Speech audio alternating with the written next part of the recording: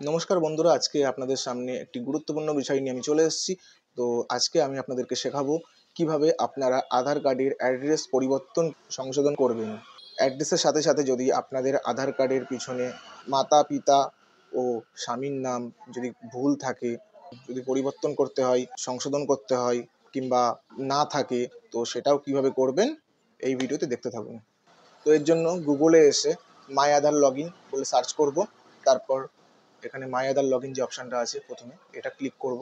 তারপর যে পেজটি খুলবে এখানে দেখুন বড় করে লেখা আছে লগ ইন, এখানে লগ ইন করবো। তো লগ ইন করার জন্য এখানে কি লাগবে, এখানে এন্টার আধার নাম্বার, এন্টার ওর ক্যাপচা। তো আধার নাম্বারটা আর ক্যাপচা কোড যেটা আছে তো এটা ফিল করব। তারপর লগ ইন টু ওটিপিতে ক্লিক করব। তারপর আধার কার্ডের সাথে যে লিঙ্ক করা আছে সেই নাম্বারে একটা ওটিপি চলে আসবে 6 সংখ্যার। সেই ওটিপিটি দিয়ে লগ ইন করবেন। তারপর আপনার সামনে আধারের এই পুরো পেজটি খুলে যাবে।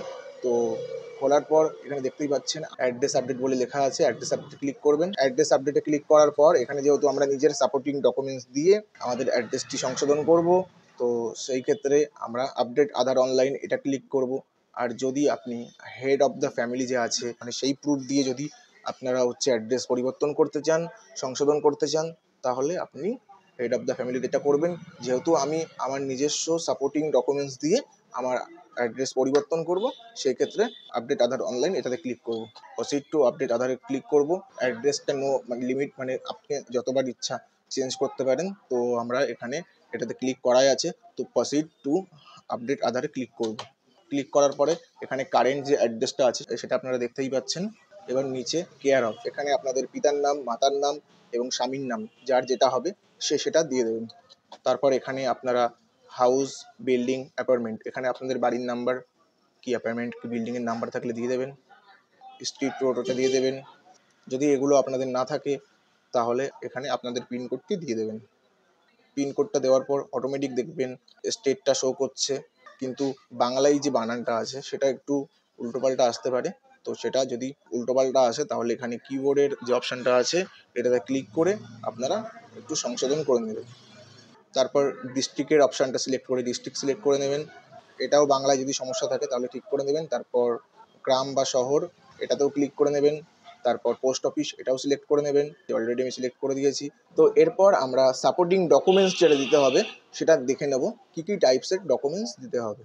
আপনি যেহেতু অ্যাড্রেস পরিবর্তন করেছেন, তো আপনার অন্য যে ডকুমেন্টসের সঠিক অ্যাড্রেস আছে সেই ডকুমেন্টসটি দেবেন।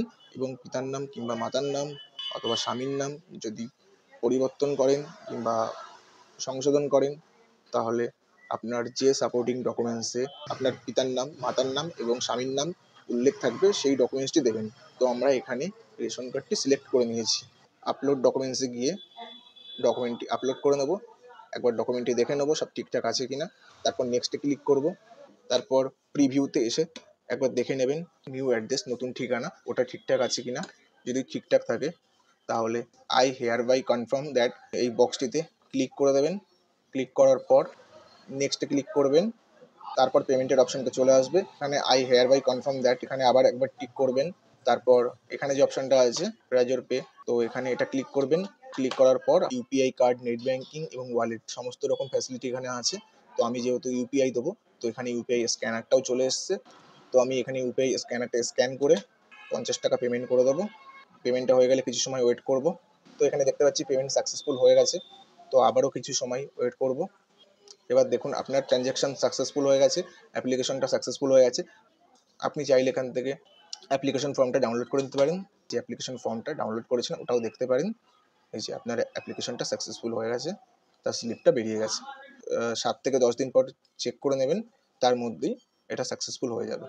তো কেমন লাগলো আমার ভিডিওটা? যদি ভালো লাগে অবশ্যই লাইক, কমেন্ট এবং শেয়ার করবেন।